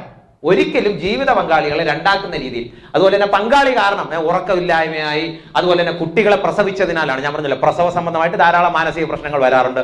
പ്രസവിക്കാതിരുന്നെങ്കിൽ ഒരു കുഴപ്പമില്ലായിരുന്നു. എടാ, അതെന്താ അങ്ങനെ പറയുന്നത്? കുടുംബജീവിതമാകുമ്പോൾ പ്രസവം ഉണ്ടാകും. വീട്ടുകാര്യങ്ങൾ, ജോലി, സാമ്പത്തികം, ഇതൊക്കെ വന്നപ്പോഴാണ് ഇയാൾക്ക് പ്രശ്നം ഉണ്ടായത്, ഇതുവരെയും ഒരു കുഴപ്പമില്ലായിരുന്നു എന്ന് പറയുന്നവരുണ്ട്. തീർച്ചയായും നമ്മൾ ഇത്തരം കാര്യങ്ങളൊന്നും പറയാതിരിക്കുക. അപ്പൊ പിന്നെ എന്താ ചെയ്യേണ്ടത്? അടുത്തതിലോട്ട് പ്രവേശിക്കുകയാണ്. വളരെ പെട്ടെന്ന് പോട്ടെ. മാനസിക പ്രശ്നമുള്ള വിവാഹം കഴിക്കാമോ? ഒരു വല്ലാത്ത ചോദ്യ. മാനസിക പ്രശ്നമുള്ള വിവാഹം കഴിക്കാമോ? ഡോക്ടർ വിവാഹം കഴിക്കരുത് എന്ന് പറയുകയാണെങ്കിൽ അത് വിവാഹം കഴിച്ചാൽ ഡോക്ടറോട് തന്നെ ചോദിക്കുക, ഡോക്ടറെ, ഇദ്ദേഹം ഇത്രയും നാൾ മരുന്ന് കഴിക്കുന്നുണ്ടല്ലോ, കുടുംബജീവിതത്തിന് ഇദ്ദേഹത്തിന് പ്രവേശിക്കുന്നതിന് തടസ്സമുണ്ടോ? ഡോക്ടറിനോട് ചോദിക്കുക. മാത്രം പോരാ, ചില ഡോക്ടർമാര് എങ്ങനെയെങ്കിലും രക്ഷപ്പെട്ടു പോട്ടെ, എവിടെയെങ്കിലും തലയിൽ പോയിരിക്കട്ടെ എന്ന് പറയും. അത് ചെയ്യരുത്. ഒന്നിലധികം ഡോക്ടർമാരുടെ അടുത്തോ കൗൺസിലിംഗ് മേഖലയിലുള്ള ആരുടെത്തോ എങ്കിലുമൊക്കെ ചോദിക്കുന്നത് നല്ലതായിരിക്കും. മരുന്ന് കഴിക്കുന്ന കാര്യം പങ്കാളിയെ ബോധ്യമാക്കണം. ആ മരുന്ന് എത്ര നാളുകളായിട്ടാണ് കഴിക്കുന്നത്? ഈ രോഗത്തിന്റെ വലിപ്പം എന്താണ്? ഇത്തരം അതിന്റെ തീവ്രത എന്താണ്? ഇത് പറഞ്ഞ് മനസ്സിലാക്കണം. ഇത്രയും പറഞ്ഞ കല്യാണം നടക്കൂല്ലയോ? ഒന്ന് പറഞ്ഞേ. നടക്കത്തില്ല പൊതുവെ. പക്ഷേ സ്വർഗത്തിലെ ദൈവം ഇയാള് കല്യാണം കഴിക്കണം എന്ന് പ്ലാൻ ചെയ്തിട്ടുണ്ടെങ്കിൽ ഒരു സ്തോത്രം കൂടെ പറ. മതി, അത് മതി. എടാ, ദൈവം ഈ സഹോദരി, ഈ സഹോദരൻ കല്യാണം കഴിക്കുന്ന പ്ലാൻ ചെയ്തിട്ടുണ്ടോ? അത് നടന്നിരിക്കും. അതിനാൽ വിവാഹം നടക്കാതിരിക്കത്തില്ല. ഈ മറച്ചു വെച്ച് വിവാഹം നടത്തിയത് അനേക പ്രശ്നങ്ങൾ ഉണ്ടായിട്ടുണ്ട്. അതിന്റെ കൂടെ ഞാൻ ഇങ്ങനെ പറയട്ടെ, നേരത്തെ അങ്കിൾ അത് പറഞ്ഞതാണ്, പറഞ്ഞ കേസുകൾ, അതായത് ഇയാൾക്ക് പ്രശ്നമുണ്ട് എന്ന് പറഞ്ഞ് സ്വമനസാലെ സ്വീകരിച്ച ഒരു കേസ് ഞാൻ ഇതുവരെ, എന്റെ അനുഭവത്തിൽ ഇതുവരെ ഞങ്ങളുടെ അടുത്ത് ഒന്നും വന്നിട്ടില്ല. സ്വമനസാലെ സ്വീകരിച്ചത് അല്ലാതെ മറച്ചു വെച്ച കേസുകൾ, അറിവോടുകൂടെ അല്ലാതെ കള്ളം പറഞ്ഞ് പറ്റിച്ച കേസുകൾ പലതും പ്രശ്നങ്ങളിലോട്ട് പോയി ചാടിയിട്ടുണ്ട്. അപ്പൊ അതുകൊണ്ട് നമ്മുടെ ഉത്തരവാദിത്വം എന്ന് പറഞ്ഞാൽ വളരെ സൂക്ഷിക്കുക. ഇതിലോട്ട് ഇടപെടുമ്പോൾ, ഇവരെ സഹായിക്കുമ്പോൾ. ഇനി നമ്മുടെ മക്കൾക്ക് ആർക്കെങ്കിലും ഉണ്ടോ? നിങ്ങൾ പേടിക്കേണ്ട. ഇതിനകത്തുള്ള ഏറ്റവും നല്ല ഗുണമെന്ന് പറഞ്ഞാൽ ഈ കുട്ടികളുടെ കല്യാണം നടക്കത്തില്ലല്ലോ എന്ന് പറഞ്ഞാൽ ആരും പേടിക്കേണ്ട. ദൈവം ഹിതമെങ്കിൽ കല്യാണം നടന്നിരിക്കും. പക്ഷേ ദൈവഹിതപ്രകാരം വിവാഹം നടക്കേണ്ടതിന് സത്യസന്ധമായി ഈ വിഷയത്തിൽ നാം ഇടപെടേണ്ടത് ആവശ്യമാണ്. ഇനി വിവാഹത്തിലോട്ട് കടക്കുന്നതിന് ഉൾക്കാഴ്ച എന്നൊരു കാര്യമുണ്ട്. ഇൻസൈറ്റ് എന്ന് പറയും. അതായത് എനിക്കെന്തോ പ്രശ്നമുള്ളതായി സ്വയം മനസ്സിലാക്കുന്ന അവസ്ഥയാണ് ഉൾക്കാഴ്ച. അപ്പൊ ഈ ഉൾക്കാഴ്ച ഇല്ലാത്ത കേസുകളാണെങ്കിൽ വിവാഹത്തിലോട്ട് പ്രവേശിക്കുന്നത് 2 വട്ടം ചിന്തിക്കണം. എന്ന് പറഞ്ഞാൽ എനിക്ക് പ്രശ്നമുണ്ടെന്ന് എനിക്ക് അറിയത്തേ ഇല്ല എന്ന് പറഞ്ഞാൽ എനിക്ക് മനസ്സിലാക്കാൻ പറ്റുന്നില്ല, അത്രയും അങ്ങ് ആള് മെന്റലി അങ്ങ് ഡൗൺ ആയിപ്പോയി. അങ്ങനെയുള്ള ആളെ 2 വട്ടം ആലോചിച്ചിട്ട് വേണം, ഇൻസൈറ്റ് ഉണ്ടോ ഇല്ലയോ എന്നുള്ളത്. മിക്കവാറും നമ്മുടെ മക്കൾക്ക് അത്രയും വലിയ പ്രശ്നങ്ങളിലോ, നമ്മുടെ മക്കളെന്നല്ല പൊതുവെ ഇങ്ങനെ നമ്മൾ ഒരു കേസിൽ ഇടപെടുകയാണെങ്കിൽ മിക്കവാറും ഇൻസൈറ്റ് ഉള്ള എനിക്ക് എന്തോ പ്രശ്നമുണ്ട്, എനിക്ക് സഹായം വേണം, അങ്ങനെയുള്ള കേസുകളെ അടുത്ത സഹായത്തിന്റെ അവസ്ഥയിലോട്ട് കൊണ്ടുപോകണം. വിവാഹശേഷം ശാരീരിക രോഗം വരുന്നത് ആരുടെയും പിഴവ് കൊണ്ടല്ല, ആണോ അല്ലയോ? അല്ല. അതുപോലെ തന്നെ മാനസിക രോഗം വരുന്നതും ആരുടെയും പിഴവ് കൊണ്ടല്ല എന്നുള്ളത് ഓർത്തിരിക്കണം. ഇതൊരു സഹായം വേണ്ട മാനസിക അവസ്ഥയാണ്. രോഗിയെയും പങ്കാളിയെയും ഒരിക്കലും നമ്മൾ കുറ്റം പറയരുത്. ഇവർക്ക് എന്തെങ്കിലും പ്രശ്നം ഉണ്ടായോ ഉടനെ തന്നെ നമ്മൾ എങ്ങനെ ഈ കുടുംബത്തെ സഹായിക്കാം എന്ന് പറഞ്ഞ് ചിന്തിക്കുക. അതുപോലെ അടുത്ത കാര്യം എന്നുള്ളത്, കൗൺസിലിംഗ് എപ്പോഴാണ് പ്രയോജനം ചെയ്യുന്നത്? നമുക്ക് പ്രശ്നമുണ്ടെന്ന് നമുക്ക് തിരിച്ചറിവുണ്ടാകണം. ഒന്നാമത്തെ കാര്യം. നമുക്ക് തിരിച്ചറിവുണ്ടായാൽ 2ാമത്തെ പടിയിലോട്ട് പോവാം. 2ാമത്തെ പടി, അത് നമ്മെ കൊണ്ട് പരിഹരിക്കാൻ പറ്റുന്നതല്ലെന്ന് ബോധ്യം വേണം. 1, എനിക്ക് പ്രശ്നമുണ്ട്. 2, ഇത് പരിഹരിക്കാൻ എന്നെ കൊണ്ട് പറ്റത്തില്ല. 3, മറ്റൊരാളുടെ സഹായത്തോടെ നമുക്ക് പരിഹരിക്കാനുള്ള മനസ്ഥിതി വേണം. ഇത് മറ്റൊരാളുടെ അടുത്ത് കൊണ്ടുപോയേ പറ്റത്തുള്ളൂ. അപ്പൊ ഇങ്ങനെ കൊണ്ടുപോകുന്നോണ്ട് നാണക്കേടൊന്നും ചിന്തിക്കണ്ട. മറ്റൊരാളുടെ മുൻപിൽ സ്വന്തം പ്രശ്നങ്ങൾ തുറന്നു പറയാൻ തയ്യാറാവുക. മറ്റൊരാൾ പറയുന്ന പരിഹാരം എന്താണെന്ന് മനസ്സിലാക്കി അത് ചെയ്യാനായിട്ട് ശ്രമിക്കുക. ഇവിടെയാണ് കൗൺസിലിംഗ് വിജയിക്കുന്നത്.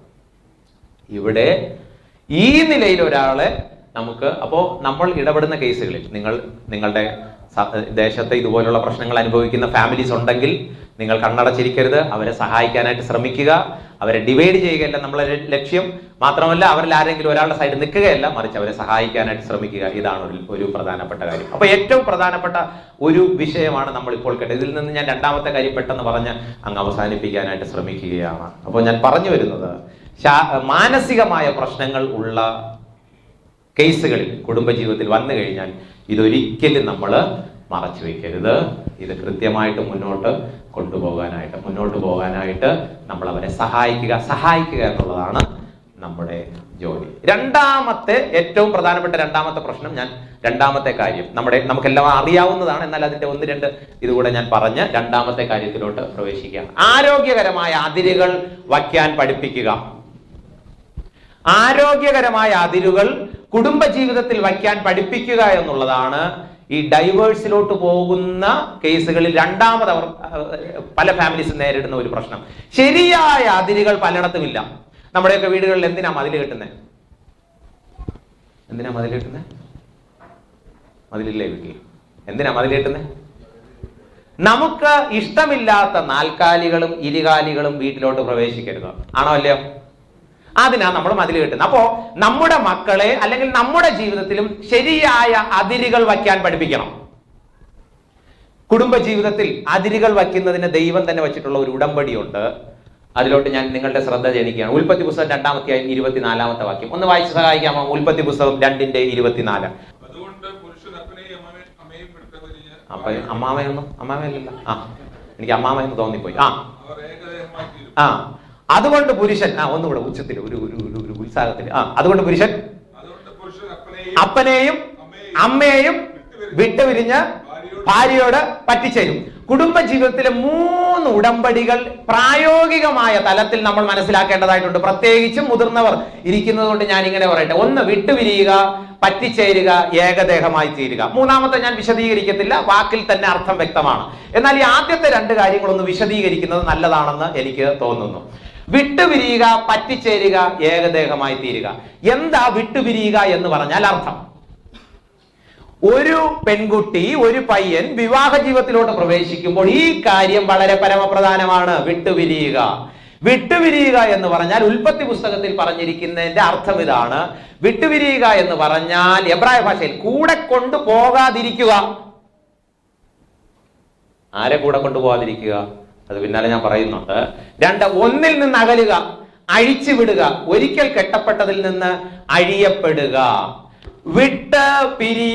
വിട്ടുപിരിയുക എന്ന് പറഞ്ഞാൽ അർത്ഥം, എനിക്ക് 10 സെന്റ് സ്ഥലമുണ്ട്, ആ സ്ഥലത്തിൽ ഞാൻ ഒരു പശുവിനെ ഇടയ്ക്കിടയ്ക്ക് കെട്ടുമായിരുന്നു. ഒരു ദിവസം ഞാൻ ആ സ്ഥലം വേറൊരാൾക്ക് വിറ്റു. ഇത് ഈ പശുവിനറിയാമോ? പശു പിറ്റേ ദിവസം രാവിലെ എങ്ങോട്ട് പോകും? അപ്പൊ ഞാൻ അവിടെ നിന്ന് അഴിച്ചെന്ത് ചെയ്യണം? കൊണ്ടുവന്ന് എന്റെ പുരയിൽ കെട്ടിക്കോണം. എന്റെ മക്കൾ, പ്രത്യേകിച്ച് മാതാപിതാക്കന്മാരോട് ഞാൻ പറയട്ടെ, കുടുംബജീവിതത്തിലോട്ടുള്ള മൂന്നാമതൊരാൾ കുടുംബജീവിതത്തിൽ പ്രവേശിക്കുന്നതിന്റെ അപകടമാണ് ഇവിടെ നമുക്ക് മനസ്സിലാക്കാൻ സാധിക്കുന്നത്. അതുപോലെ തന്നെ മാതാപിതാക്കന്മാരും ഇപ്പോൾ വിവാഹിതരായവരും വിവാഹത്തിൽ കഴിക്കാൻ പോകുന്നവർ ശ്രദ്ധിച്ചോണം. വിട്ടുപിരിയുക എന്ന് പറഞ്ഞാൽ എന്റെ വളർച്ചയെ സ്വാധീനിച്ചവരെ ഞാൻ വിടണം, മാതാപിതാക്കന്മാരെ വിടണം. എന്തോ അർത്ഥമെന്ന് ഞാൻ പറയാം, ആരും വിഷമിക്കണ്ട. സഹോദരങ്ങൾ, സുഹൃത്തുക്കൾ, ജോലി, കഴിവ്, താലന്ത്, ബിസിനസ്, വിദ്യാഭ്യാസം, ഇവയെക്കാളെല്ലാം ജീവിത പങ്കാളിക്ക് പ്രാധാന്യം കൊടുക്കണം. സിമ്പിൾ, മനസ്സിലായല്ലോ? വിട്ടുപിരിയുക എന്ന് പറഞ്ഞാൽ എന്റെ ജീവിത പങ്കാളിക്ക് എന്റെ മാതാവിനേക്കാൾ സ്ഥാനം, എന്റെ ജീവിത പങ്കാളിക്ക് എന്റെ പിതാവിനേക്കാൾ സ്ഥാനം, എന്റെ ജീവിത പങ്കാളിക്ക് എന്റെ സഹോദരങ്ങളെക്കാൾ സ്ഥാനം, എന്റെ ജീവിത പങ്കാളിക്ക് എന്റെ ജോലിയേക്കാൾ സ്ഥാനം, എന്റെ ജീവിത പങ്കാളിക്ക് എന്റെ സുഹൃത്തിനേക്കാൾ സ്ഥാനം. കഴിഞ്ഞ മാസം ഒരു കേസ്, ഭാര്യയും ഭർത്താവും കല്യാണം കഴിഞ്ഞ് 3-4 ദിവസം ആയതേ ഉള്ളൂ. ഈ ഭർത്താവ് പറഞ്ഞു, ഭാര്യ പറഞ്ഞു, എനിക്ക് ഇദ്ദേഹത്തിന്റെ കൂടെ ജീവിക്കാൻ പറ്റത്തില്ല സാറേ. അപ്പോൾ പ്രശ്നം എത്രയേ ഉള്ളൂ, ഭർത്താവ് പറഞ്ഞു നീ ജോലിക്ക് പോകരുത്. അപ്പൊ ഇവള് പറയുന്നത്, സാറേ ഞാൻ അന്നത്തെ കാലത്ത് കഷ്ടപ്പെട്ടാണ് പഠിച്ചത്, ഏതാണ്ട് 20 ലക്ഷത്തിലധികം രൂപ ചിലവാക്കിയാണ് ഞാൻ ഈ കോഴ്സ് പഠിച്ച് ജയിച്ചത്, എനിക്ക് ഈ ജോലി കളയാൻ പറ്റത്തില്ല.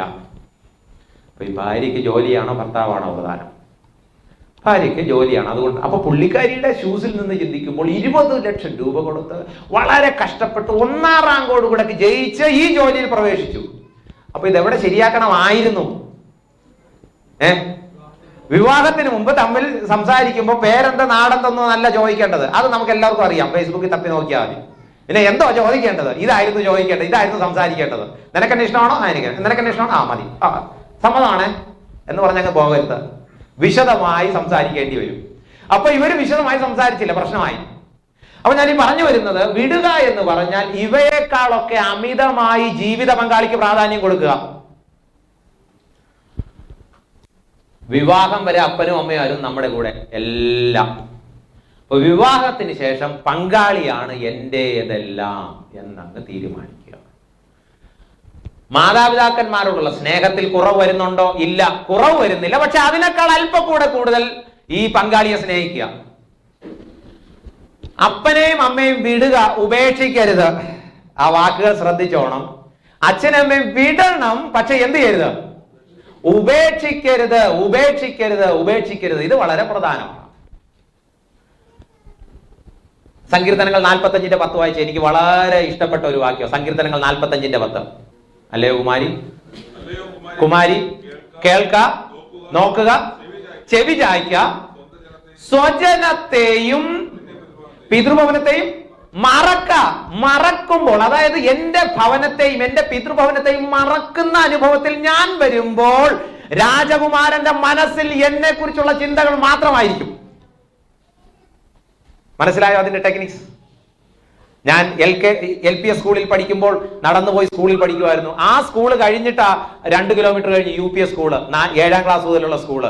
ഞാൻ ഈ LPS സ്കൂളിൽ പഠിച്ചിട്ട് UPS സ്കൂളിലോട്ട് പഠിക്കാനായിട്ട് എനിക്ക് അങ്ങോട്ട് പ്രൊമോഷൻ കിട്ടി. ഞാൻ അവിടെ പഠിക്കാൻ പോകുമ്പോൾ പിന്നെ ഈ സ്കൂള് കാണുമ്പോൾ ഞാൻ എന്ത് ചെയ്യണം? എന്തായാലും പഴയ സ്കൂളല്ലേ, കുറച്ച് സമയം ഇതിനകത്ത് കൂടെ ഇരുന്നിട്ട് പോവാം. അങ്ങനെ ആരെങ്കിലും ചിന്തിക്കുമോ? ഇല്ല. പക്ഷെ അതിൽ കൂടെ പോകുന്നതിന് കുഴപ്പമൊന്നുമില്ല. ഒന്ന് നോക്കിയിട്ട് നന്ദി പറയുന്നതിനും കുഴപ്പമില്ല. എന്നെ പഠിപ്പിച്ച സാറല്ലേ, ഓക്കെ താങ്ക് യു. നന്ദി പറയുന്നതിന് കുഴപ്പമില്ല. പക്ഷെ അവിടെ കയറി ഇരിക്കരുത്. ഇനി അടുത്ത സ്കൂളിലോട്ടായി. ഞാൻ പറഞ്ഞ എന്റെ ആശയം നിങ്ങൾക്ക് മനസ്സിലായി കാണുമെന്ന് വിചാരിക്കണം. വിടുക എന്ന് പറഞ്ഞാൽ മാതാപിതാക്കന്മാരോട് നന്ദി കാണിക്കണം, പക്ഷേ ഈ പങ്കാളിയാണ് ഏറ്റവും പ്രധാനമെന്ന്. എല്ലാ മറ്റു ബന്ധങ്ങൾക്കും 2ാം സ്ഥാനമേ ഉള്ളൂ. ഈ മറ്റു ബന്ധങ്ങൾ അതിര് കടന്നാൽ സംഭവിക്കുന്ന ഒരു മാനസിക പ്രശ്നമുണ്ട്. എന്തോന്നറിയാമോ? പലരും ഇതൊരു പ്രശ്നമാക്കി എടുക്കാറില്ല. ഇമോഷണൽ ഇൻഫിഡിലിറ്റി എന്ന് പറയും, വൈകാരിക ബന്ധം. ഭാര്യയും ഭർത്താവും തമ്മിൽ കല്യാണം കഴിച്ചു, കാര്യങ്ങൾ ശരിയാണ്. പക്ഷെ മനസ്സുകൊണ്ട് വേറൊരാളുമായിട്ട് അല്ലെങ്കിൽ വേറെ സുഹൃത്തുക്കളുമായിട്ട് ഇദ്ദേഹത്തിന് ഭയങ്കര അടുപ്പമാണ്.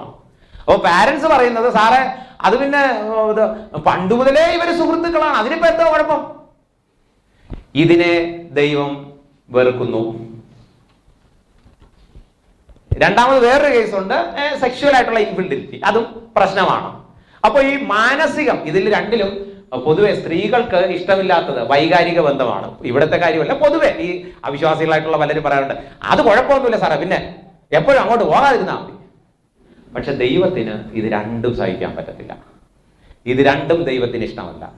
ഒരു കാര്യം ഓർത്തോണം, ഈ ജീവിത പങ്കാളി ഇതിനകത്ത് വേറൊരാൾ കടന്നു വരാൻ ദൈവം പ്രതീക്ഷിക്കുന്നില്ല. അതാണ് ഞാൻ ഈ പറഞ്ഞു വരുന്നത്. അപ്പോ മാതാപിതാക്കന്മാരുടെ അധികാരത്തിൽ നിന്ന് വിടുക, വിവാഹത്തോടുകൂടെ മറ്റൊരു അധികാര പരിധിയിലേക്ക് വരിക. എനിക്ക് 2 കപ്പിൾസിനെ ആവശ്യമാണ്, ഒരു ഭാര്യയും ഒരു ഭർത്താവും. ഭാര്യയും ഭർത്താക്കന്മാരിന് ഒരുമിച്ച് വന്ന വല്ലവരും ഉണ്ടായിരിക്കുമല്ലോ. എനിക്ക് 2 പേരെ ആവശ്യമാണ്. അല്ലെങ്കിൽ 2 പേരൊന്ന് മുന്നോട്ട് വരാമോ പ്ലീസ്? ആരുമില്ലേ? എല്ലാവരും 2 വണ്ടിയിൽ വന്നതാണെന്ന് തോന്നുന്നു. ഇന്നെങ്കിലും ഒരു വണ്ടി തിരിച്ചു പോകണം. ഓക്കെ, ഞാൻ തന്നെ വിളിക്കാം. ആരുണ്ട് എനിക്ക് പരിചയമുള്ള ആരെങ്കിലും? ടെൻസാച്ചാ കൂട്ടോ? ടെൻസം ബ്രദറിനെ തന്നെ വിളിക്കാം. ഒരാളെ കൂടെ കൂട്ടോ. ടെൻസം ബ്രദറിന് ഇഷ്ടമുള്ള ഒരാളെ കൂടെ കൂട്ടോ. ഭാര്യയുമായിട്ട് വന്ന ഒരാളെ. ഇവിടെ ഒരു കുടുംബം, വേറൊരു കുടുംബം. അവിടെ ഓക്കെ, കുട പിടിച്ചോ. കുട തുറന്നോ. ഇങ്ങോട്ട് അല്പം കൂടെ അങ്ങോട്ടും ഇങ്ങോട്ടും അകന്നകന്ന് നിന്നോ. ഒരു പ്രധാനപ്പെട്ട ഒരു തിയറി പറയാൻ വേണ്ടിയിട്ട്, ഈ സഹോദരിയുടെ ഭർത്താവ് ഇവിടെ എവിടെയെങ്കിലും ഉണ്ടെങ്കിൽ ഉടനെ സ്റ്റേജിലോട്ട് ഓക്കെ. ഇവിടെ ശ്രദ്ധിക്കുക. സഹോദരി ഇവിടെ ഒന്ന് നിന്നോ, സഹോദരി അപ്പുറത്ത് പോയി നിന്നോ. ഒരു സിമ്പിൾ ഒരു ഉദാഹരണം പറയാൻ വേണ്ടിയിട്ട് ശ്രമിക്കാം. ഭാര്യയും ഭർത്താവും, ഇവർക്കൊരു കുഞ്ഞ്. ഇപ്പൊ കുഞ്ഞായിട്ട് സങ്കല്പിച്ചാൽ മതി, വണ്ണവും പൊക്കമൊക്കെ ഉണ്ടെങ്കിൽ ഇവർക്ക് കുഞ്ഞ്. ഈ കുടുംബത്തിന്റെ തല ആരാണ്? ഭർത്താവിന്റെ തല ആരാണ്? ഭാര്യയോ? ഇതിപ്പോ ആകെ കൂടെ പ്രശ്നമായെന്ന് തോന്നുന്നല്ലോ. ക്രിസ്തു. Very good. ഇപ്പൊ മാറിയിട്ടുണ്ട്, അതായിരിക്കും പറഞ്ഞു വരുന്നത്. ഓക്കെ, ഈ കുടുംബത്തിന്റെ തലയാണ് ഭർത്താവ്, ഭർത്താവിന്റെ തലയാണ് ക്രിസ്തു. അപ്പൊ ഈ കുടുംബത്തിൽ വളർന്നു വന്ന ഒരു കുട്ടി, ശ്രദ്ധിച്ചോണം, ഈ കുടുംബത്തിന്റെ തലയാണ് ഭർത്താവ്, ഈ ഭർത്താവിന്റെ തല ക്രിസ്തു. ആ കുടുംബത്തിൽ വളർന്നു വന്ന ഒരു മകൾ.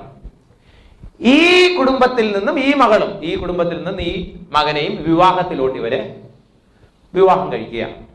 ഇങ്ങോട്ടൊന്നു അതൊക്കെ വന്നാൽ മതി, ഭയങ്കര സ്പീഡ്. ഇപ്പോൾ ശ്രദ്ധിച്ചോണം. ഇപ്പോൾ ഇതൊക്കെ ഈ കൊടയിൽ നിന്ന് എന്ത് ചെയ്തു? മാറിയോ ഇല്ലയോ? ഈ അധികാരത്തിൽ നിന്ന് മാറിയോ? അപ്പോൾ അദ്ദേഹവും ആ അധികാര പരിധിയിൽ നിന്ന് മാറുന്നു. ഇങ്ങോട്ട് വന്നോ. അടുത്ത കൊട. കല്യാണ ദിവസം ദൈവം വേറൊരു കൊട ഇവർക്ക് കൊടുത്തു. കൊട പിടിച്ചോ. ഇപ്പൊ ഈ കുടുംബത്തിന്റെ തല ആരാണ്? ഈ കുടുംബത്തിന്റെ തല ഭർത്താവിന്റെ തല. ഇനി ശ്രദ്ധിച്ചോണം, കല്യാണത്തിന്റെ അന്ന് മുതൽ ഇദ്ദേഹം ഭർത്താവാണ്, ഇദ്ദേഹം പിതാവാണ്. ആണോ അല്ലയോ? കല്യാണത്തിന്റെ അന്ന് മുതൽ മകള് ഭാര്യയായി തീർന്നു, അന്ന് മുതൽ അമ്മയാണ്. പക്ഷെ പിറ്റേ ദിവസം ഇവര് പറയാം, അയ്യോ എന്റെ മോൾക്ക് ഒന്നും അറിയത്തില്ല, ഞാൻ കൂടെ പോയി സഹായിക്കട്ടെ. അവിടെ ശ്രദ്ധിക്കാൻ പറ്റുമില്ലയോ? ഒന്ന് പറഞ്ഞേ. കൂടെ പിടിച്ചോ. ഒരു ഭർത്താവിന് ഒരു കുടുംബത്തിൽ മാത്രമേ തലയായിരിക്കാൻ പറ്റൂ. ഞാൻ പറഞ്ഞതിന്റെ സെൻസ് നിങ്ങൾക്ക് മനസ്സിലായോ? വിവാഹം കഴിക്കുന്ന അന്ന് മുതൽ ഇനി ഈ കൊട അങ്ങോട്ട് കൊണ്ടുപോകരുത്. ഇത് കല്യാണം കഴിഞ്ഞ് മക്കളായിരുന്നാൽ ഇടക്കിടയ്ക്ക് പോയി അങ്ങോട്ട് തട്ടുകയാണ്. പ്രശ്നം വഷളാകുന്നതിന്റെ സീരിയസ്നെസ് മനസ്സിലാകാം. അവരെ സ്വസ്ഥമായിട്ട് ജീവിക്കാൻ സമ്മതിക്കുന്നില്ല. എന്നിട്ട് പറയുന്നത്, അയ്യോ കൊച്ചുപിള്ളേർ അവർക്കൊന്നും അറിയൊന്നുമില്ല, ഞങ്ങളല്ലേ സഹായിക്കേണ്ടത്. എടാ, ഇങ്ങനെയാണോ സഹായിക്കുന്നത്? ഉള്ള സ്വസ്ഥതയും കളഞ്ഞ് സമാധാനം കളഞ്ഞ്. മാതാപിതാക്കന്മാരെ, നിങ്ങളോടുള്ള ബഹുമാനത്തിൽ ഞാൻ പറയട്ടെ, ദൈവത്തിന് പ്രവർത്തിക്കാൻ അവസരം കൊടുക്കണം. ദൈവം ആ കുടുംബത്തിന്റെ തലയാണ്. അതിനിടയ്ക്ക് നമ്മൾ പോയി പ്രവർത്തിക്കരുത്. ഞാൻ പറഞ്ഞതിന്റെ സീരിയസ്നെസ് നിങ്ങൾക്ക് മനസ്സിലാവുമെന്ന് വിചാരിക്കുന്നു. ഈ 3 കുടുംബത്തിന് നല്ലൊരു ക്ലാപ്പ് കൊടുക്കാം. Thank you. അപ്പൊ ഞാനിവിടെ ഇങ്ങനെ പറഞ്ഞ് അവസാനിപ്പിക്കുന്നു. നമ്മുടെ കുടുംബങ്ങളിൽ ശരിയായ അതിരുകൾ വച്ചാൽ ഉള്ള ഏറ്റവും നല്ല ഗുണം, ഒരു മാതാവാകാൻ പെൺകുട്ടി അന്ന് മുതൽ പഠിക്കും, ഒരു പിതാവാകാൻ ഭർത്താവ് അന്ന് മുതൽ പഠിക്കും. ഭർത്താവിന്റെ അധികാരത്തിന് ഭാര്യ കീഴ്പ്പെടും. അല്ലെങ്കിൽ ഈ ഭാര്യ പറയും, ഓ അച്ചായനെന്ന് വേറെ ഉള്ളൂ, ബാക്കി പറഞ്ഞേ, കൺട്രോൾ മുഴുവൻ ബാക്കി പറഞ്ഞേ, അവിടെന്നാ നമ്മുടെ ഇടയിൽ കേൾക്കാറുള്ള കാര്യമാണ്. പറ്റിച്ചേരുക, അത് ഞാൻ പറയുന്നില്ല, ശാരീരികമായിട്ടുള്ള ബന്ധത്തിന്റെ ഇതിലോട്ട് വരികയാണ്. ശരിയായ അതിര്, ഭാര്യയ്ക്കും ഭർത്താവിനും ചുറ്റും ഒരു വട്ടം വരച്ചാൽ അമ്മയച്ഛനെ ഇതിനകത്ത് നിർത്തണോ പുറത്ത് നിർത്തണോ? ഒന്ന് ഉച്ചത്തി പറഞ്ഞേ. ഓ സന്തോഷമായി. പുറത്ത് നിർത്തണം, നിർത്തുമ്പോ ഒരു വട്ടം വരച്ച് നിർത്തണം, അപ്പൊ അവർക്ക് സന്തോഷമായി. ഞാൻ പറഞ്ഞ മനസ്സിലായോ? പുറത്തല്ല, പക്ഷെ അകത്തോ അല്ല. ഇതിനകത്താണോ? ഇതിനകത്തല്ല, പക്ഷെ പുറത്താണ്. നമുക്ക് ഈ ഗേറ്റ് ഇല്ല, അതുകൊണ്ട് എല്ലാവരും വന്ന് മേഞ്ഞിട്ട് പോവുകയാണ്. പിള്ളേരുണ്ടായി, പിള്ളേരെ എവിടെ നിർത്തണം? വരട്ടെ, എവിടെ? അകത്ത് നിർത്തുന്ന പ്രശ്നം. പിള്ളേരെയും പുറത്ത് നിർത്തണം, പിള്ളേരെ പുറത്ത് നിർത്തണം. എന്നിട്ട് പിള്ളേർക്കും ചുറ്റും ഒരു വട്ടം വരച്ചവര്, അപ്പൊ എല്ലാരും അകത്തായ. പിള്ളേരെ പുറത്ത് നിർത്തിയില്ലെങ്കിൽ ചില കുടുംബങ്ങളെ താറുമാറാക്കുന്ന ആരെന്നറിയാമോ? ആരാ? ഓസ്കർ അവാർഡ് കൊടുക്കുന്നെങ്കിൽ പിള്ളേർക്ക് പപ്പയും മമ്മിയുടെ രണ്ട് സൈഡിൽ നിന്ന് രണ്ടുപേരും കൂടെ മത്സരിക്കാൻ തുടങ്ങും. സുഹൃത്തുക്കൾ, ബന്ധുക്കൾ, മിനിസ്ട്രി എവിടെ? പുറത്താണോ അകത്താണോ? ഒന്ന് പറഞ്ഞേ. പുറത്ത്. ഞാൻ സുവിശേഷ വേലയിൽ ഇറങ്ങി, എനിക്ക് സുവിശേഷ വേലയാണ് പ്രധാനം, ഭാര്യ രണ്ടാമത്. അങ്ങനെ ഇല്ല, അങ്ങനെയുള്ളവരെ ദൈവത്തിന് വേണ്ട. പുറത്ത്. അതിന് ചുറ്റും ഒരു വട്ടം വരച്ചാൽ മതി. അപ്പൊ ഇവർ രണ്ടുപേരും 1 + 1 = വലിയ 1. ബൈബിളിലെ ഏറ്റവും പ്രധാനപ്പെട്ട ഒരു തിയറി, ഉൽപ്പത്തി ദിവസം 2 പിതാവാം ദൈവം ആ ഉടമ്പടി സ്ഥാപിച്ചു. മത്തായി 19:5 പുത്രൻ പറയുകയാണ്, ഇവർ ഇരുവരും ഒരു ദേഹമായി തീരും. പുത്രൻ അത് അംഗീകരിച്ചു. പരിശുദ്ധാത്മാവ് എഫെസ്യ ലേഖനത്തിൽ പൗലോസിലൂടെ വീണ്ടും അത് സ്ഥാപിച്ചു കൊടുക്കുകയാണ്. ഇതിനിടയ്ക്ക് മൂന്നാമതൊരാൾ കയറരുത്. ഞാൻ ഇങ്ങനെ പറഞ്ഞ് അവസാനിപ്പിക്കട്ടെ. ഈ മൂന്നാമതൊരാൾ ഞാനാകാതിരിക്കാൻ നമ്മളെല്ലാവരും പ്രാർത്ഥിക്കണം. ദൈവമേ, എന്റെ കുഞ്ഞുങ്ങളുടെ കുടുംബജീവിതത്തിൽ താറുമാറാക്കുന്നതിന് ഞാൻ കാരണക്കാരനാകരുത്. ഞാൻ മൂന്നാമത്തെ ഒരാളായി കുടുംബത്തിന് പ്രശ്നം ഉണ്ടാക്കുന്ന ആളായി തീരാതെ എന്റെ ജീവിതം കൊണ്ട് കുടുംബങ്ങൾ ദൈവത്തിങ്കിലേക്ക് എടുക്കണം. ഭാര്യ ഭർത്താക്കന്മാർ ഒരുമിച്ച് ജീവിക്കണം. അങ്ങനെ ഒരു കുടുംബജീവിതം നയിപ്പാൻ ദൈവം നമ്മെ സഹായിക്കട്ടെ. കേട്ട വചനങ്ങളാൽ ദൈവം നമ്മെ അനുഗ്രഹിക്കട്ടെ.